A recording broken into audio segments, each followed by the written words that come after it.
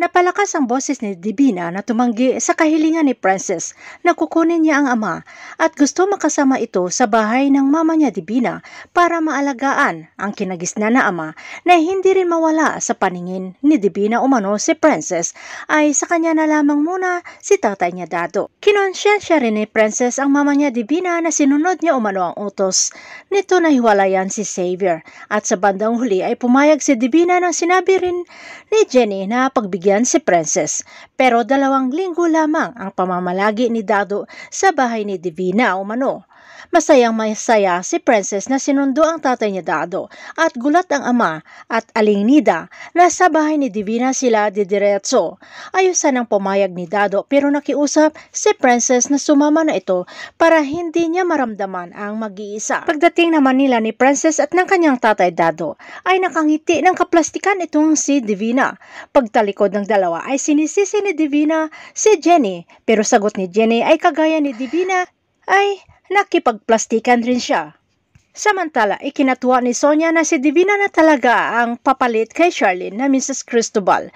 Dumating si Charlene na ikinagalit naman ni Sonia dahil hindi na kailangan panilibi si Charlene dahil nandiyan na daw si Divina na gagawa ng kanyang obligasyon.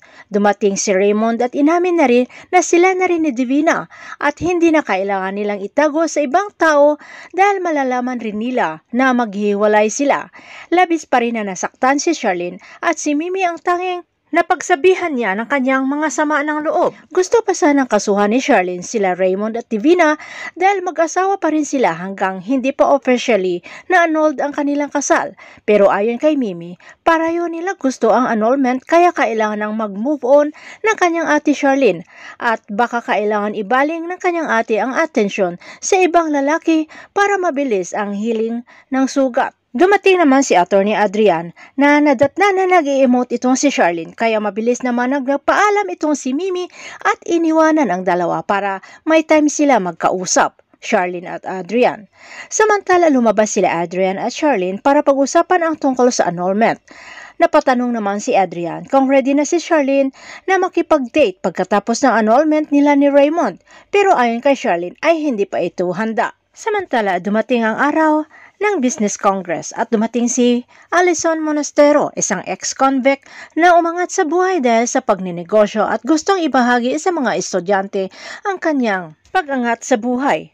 At sa hindi inaasahang pagkakataon ay sila ni Xavier at Princess pa ang tinawagan nito sa stage. Habang si Mang Dado naman ay naiwan sa bahay nila ni Divina. At si Divina naman ay inis na inis habang kausap si Jenny dahil sa pagtira umano ni Dado sa pamamahay niya na akala nila ay nakaalis na si Dado. Na hinihiling pa ni Divina na sana ay masagasaan ito sa labas ng sasakyan at ayaw na mag-pretend pa ni Divina na mama siya ni Princess at nakuha niya na ang kagustuhan niya na walang iba ay si Raymond. Kaya inis na inis si Divina na ayaw na rin magpanggap na ina ni Princess at nang didiri ito ang hindi nila alam ng dalawa. Divina at Jenny ay nandyan pa si Dado at dinig na dinig ang pinag-uusapan nila. Ngayong booking na sila ni Mang Dado, ano naman kaya ang gagawin ni Divina at Jenny dito kay Mang Dado para hindi malaman ni Princess ang katotohanan? Abangan na lang natin ang mga susunod na episode dito sa Prinsesa ng City Jail.